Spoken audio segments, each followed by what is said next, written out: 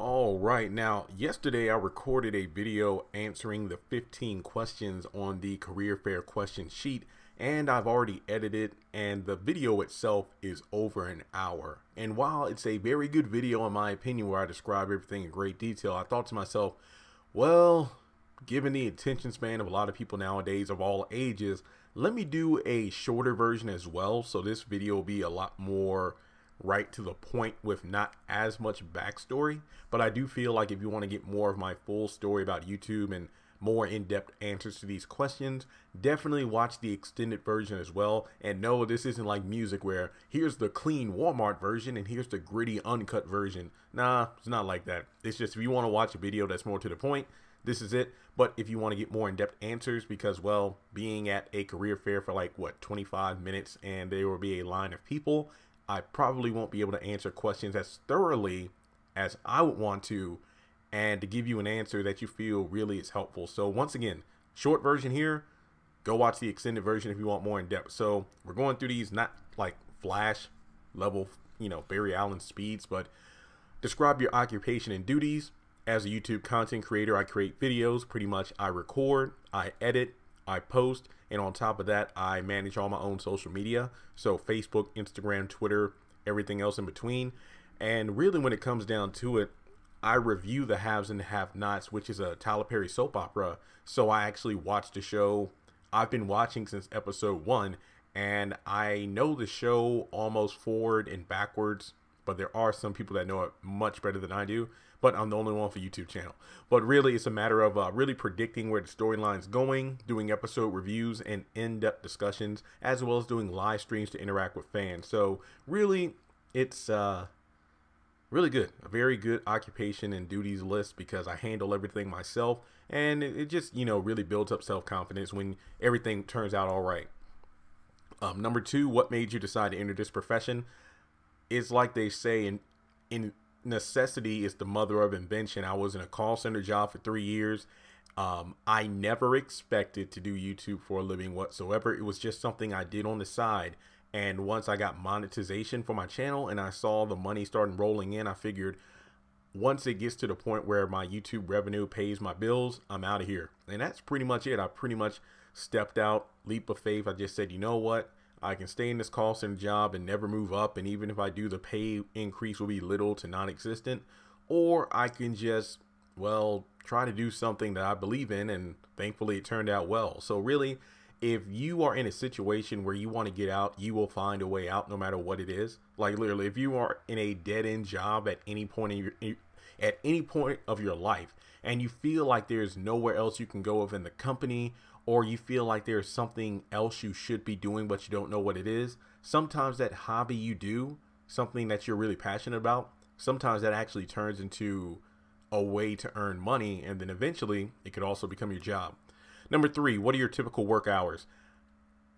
I'm actually going to do a separate video on this very question because in my extended version, I talked about it being like 12 hours a week in terms of just YouTube, because I really had a blast making that video because these questions were so good. And I felt like to be honest, I was semi nervous to go to the career fair because I figured, what if I'm at the career fair at the middle school and my table is set up next to like a doctor or a firefighter, and they have these, off the wall hours because they're saving people's lives, and then I'm just there. It's like, well, I do YouTube videos, so I work maybe 10-15 hours a week. So really, I just took last night to reflect on that, and I thought, well, yeah, I do work about 12 plus hours a week, but there is so much more that I didn't account for, because believe it or not, what they say is true. When you enjoy doing what you're doing, it's not really work. You just happen to be making money from it. So in terms of how much time I spend in front of a computer doing this kind of work, whether it be the recording or the editing, if you add it up together, I would say about 12 hours. But I did not account for things like social media, when I'm posting things on Instagram, when I'm sharing stuff on Facebook, sometimes when I make time to actually sit down and respond to YouTube comments, Facebook comments, that all adds up, but I don't really consider it work. So I guess you can probably bump it up to 20 some hours. Well, do you also account for time when I'm actually watching the episode and I'm live tweeting with other fans, when I'm talking with the cast members? Then Also, I do eBay to earn money as well. So that's kind of my side hustle. That's also a job in itself because I have to spend time taking photos, going out to buy stuff I want to sell on eBay, researching how much it costs, you know, like what's the going rate for it, buying the boxes and all the tape, and then shipping everything out, but also taking the time to make sure I'm packaging everything correctly. I'd say I probably work 40 plus hours if you put everything together. But here's the thing, it's fun. I get to make YouTube videos for a living, and I get to sell awesome stuff on eBay. And that's just something I started doing myself. So yeah, it's really cool. But that's why I'm doing a separate video on typical work hours, because when I first got started, I'd say I probably had 40 plus hours. I think it's probably down a lot now. So that's why I said 12. Yeah, I definitely think if I have a full week where there's like a lot of Tyler Perry news that's been dropping, or if there are clearance sales at GameStop or Walmart and I go shopping and then, you know, come back here and, you know, get things ready to put online, I would say 20 plus hours. But when I first got, you know, YouTube as my full-time gig, when I quit my job, I definitely devoted so much time to it. So yeah, that video, that'll be separate because that'll be a lengthy one, as you can tell by this answer. Number 4, what kind of education would you need for this job? What school subjects do you feel would be most helpful to prepare for a position like yours? English, because nowadays I know it's easy to use text language, and that's always been a pet peeve of mine because I'm a fast typer. I used to stink at typing. You know, back in the day in middle school where we were learning computer classes, I was the worst typer in class, but with years of practice, I got to the point where I can type with my eyes closed. That's not a humble brag. That is literally the truth, because we had to practice typing with your eyes closed to memorize the keys on the keyboard. So it is kind of a, you know, quote unquote bad habit, because let's say you're messaging someone and they send you 2 to 3 sentence messages. That doesn't mean they're not interested in the conversation, but it is a bit hard to restrain myself from typing like a paragraph because I'm that fast of a typer, even on my phone. So yeah, imagine talking with a girl and it's like, oh, okay, I did not mean to write an essay, but I had a very, you know, well thought out opinion. So some people like that, some people don't. So English, make sure you are communicating well, you know, in your written text whenever you are posting things online. Proofread, because we live in a day and age where trolls are what do they call them, grammar Nazis. They will literally eat you alive. Like, you can have a great post, but then like maybe one word is misspelled and people just jump on you for it. But whatever. Aside from English, communication, definitely communication skills goes hand in hand with the fact that you need to learn how to utilize social media. I mean, in college, communication was a program that encompassed things like broadcasting, Twitter, YouTube, social media, things of that nature. I know Wix.com. I remember that. I actually used that to build a website for my music. At the time, I wanted to be a songwriter, but that never really took off. And you will find as you grow older, sometimes things you study and want to do, like your dreams now, will drastically change, and you'll end up doing something you never expected. Because once again, if you told me maybe 3 years ago, or even when I was back in college, let's say 2012, you know what, Jeremy, you're going to be a YouTuber someday. Nah. No, I just use YouTube for fun, watching videos, and now I get to do it for a living. So communications, English, and definitely computer skills. But on top of that, you know, math as well. Like, yes, I haven't used the quadratic equation or formula or Pythagorean theorem ever since I graduated. But at the same time, you really need to know about math in order to determine, you know, your budgeting skills, you know, like how much money do I need to make in order to pay bills?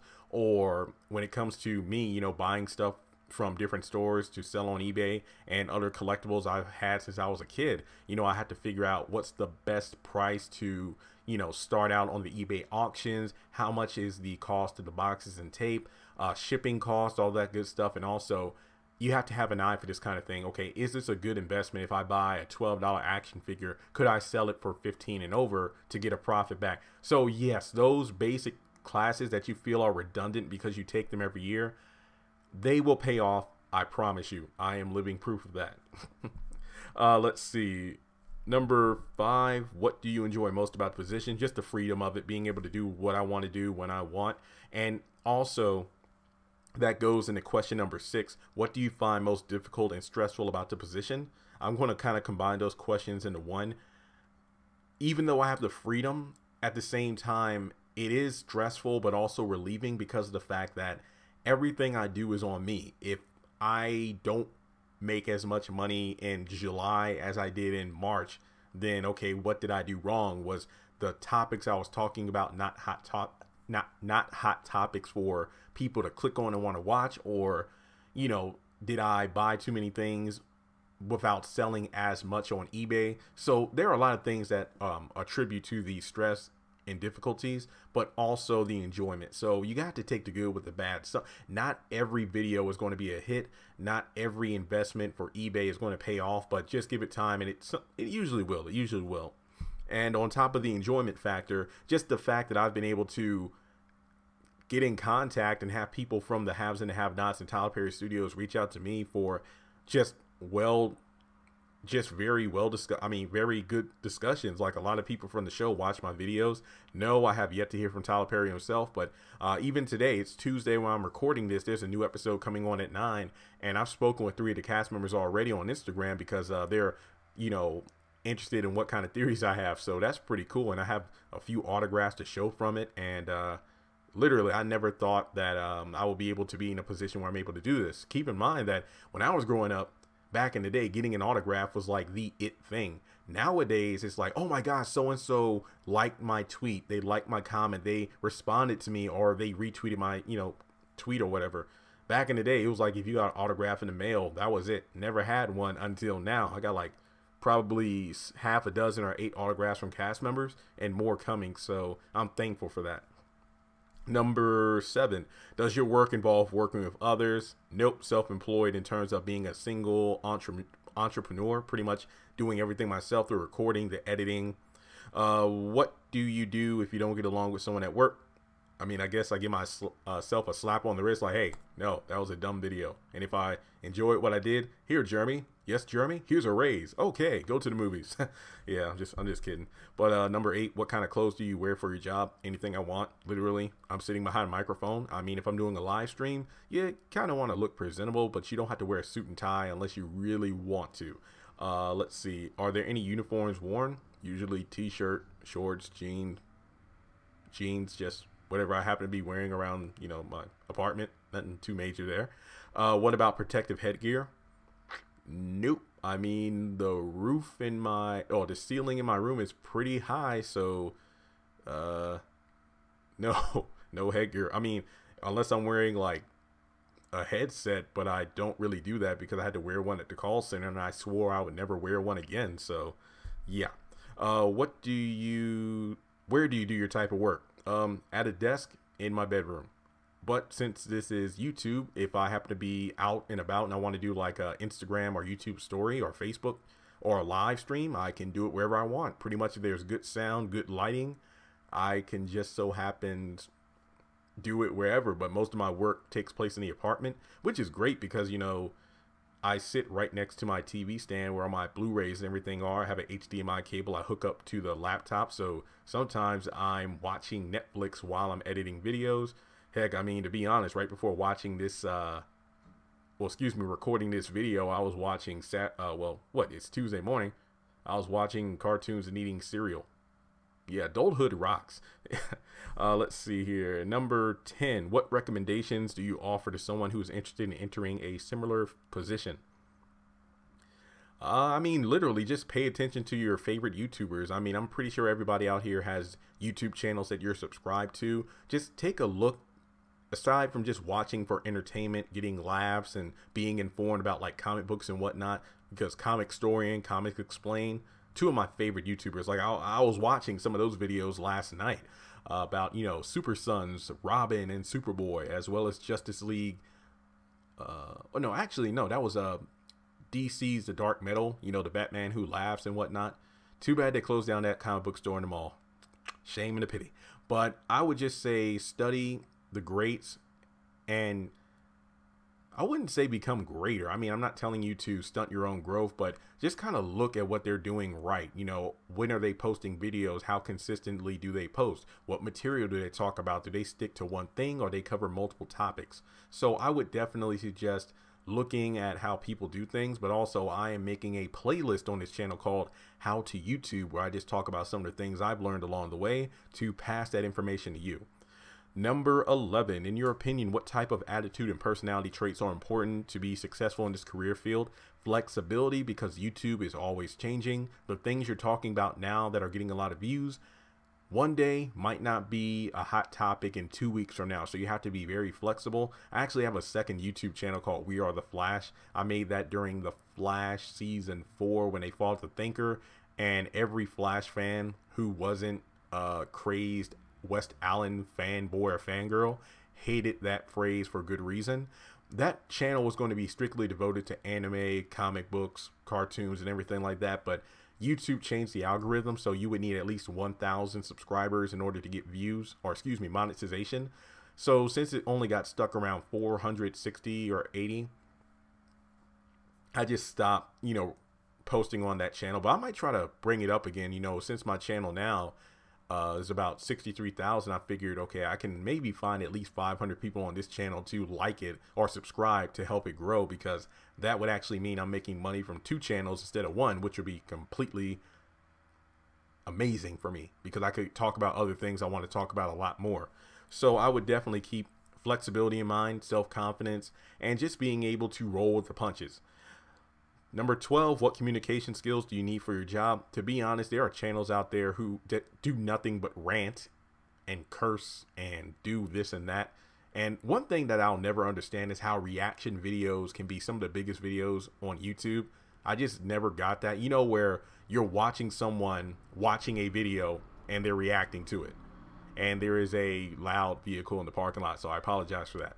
But I'm not that kind of person. Like, I'll do episode reviews and I might do a live stream right after an episode discussing it, but that's just never been my thing. But I would just say, just know how to speak clearly, speak well. And yes, it's understandable. Sometimes you are in the zone because, you're freaking out about a certain episode of whatever show you watch or review. Or let's say if you're a beauty YouTuber, if you're a woman that's teaching other people how to put on makeup and whatnot, you just want to make sure you are giving clear directions and instructions, but just be able to keep yourself in a professional manner, so to speak, but then also don't always be stiff. Sometimes it's cool just to be laid back, relax, and just have a good time with what you're doing, because if you treat this like a job, you will be successful, but don't think of it as a job, because you will lose your enjoyment for it, if that makes sense. See what I mean? Communication skills.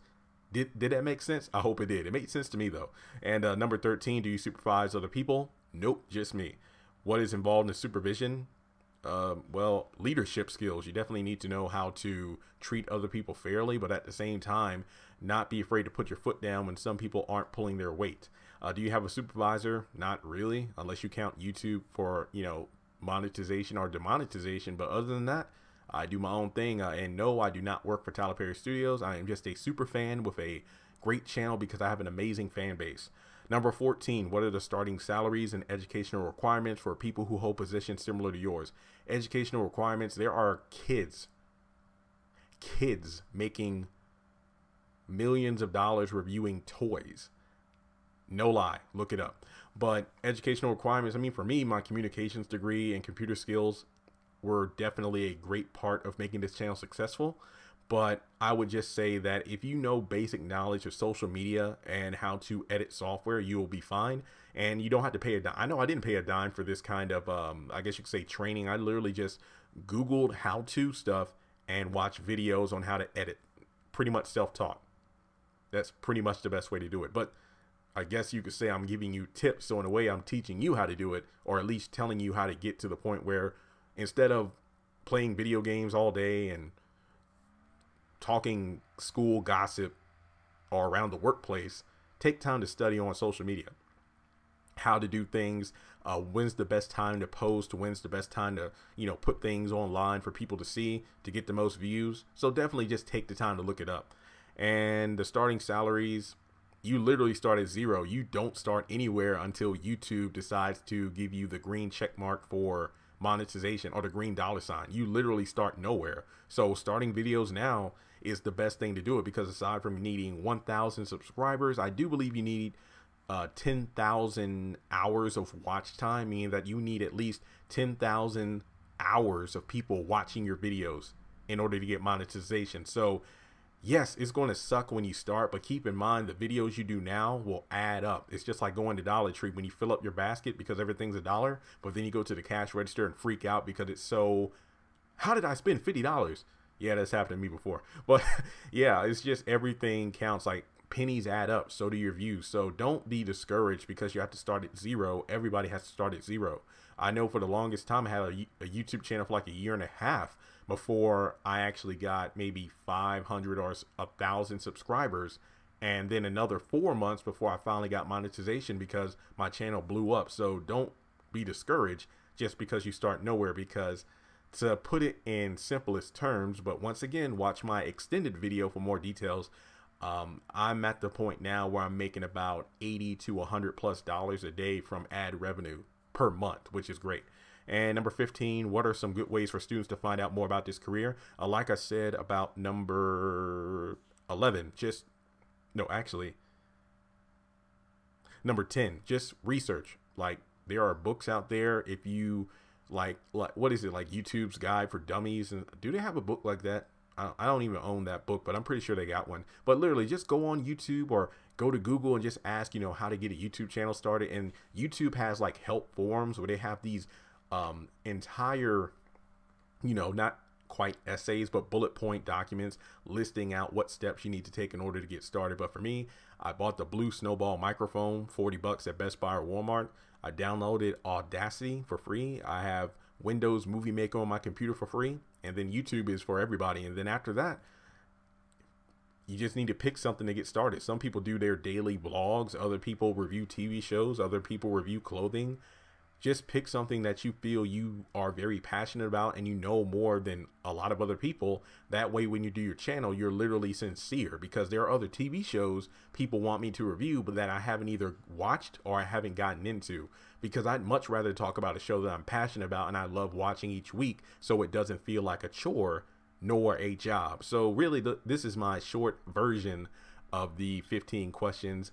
And this still is a 20-minute plus video, so I guess it isn't that short, but I did what I could. So thanks so much for tuning in. Be sure to check on the playlist How to YouTube for more detailed videos about, how I got started here and what you can do to get started as well. And as always, hit that subscribe button to help me hit 100,000 subscribers, and I'll talk to you soon.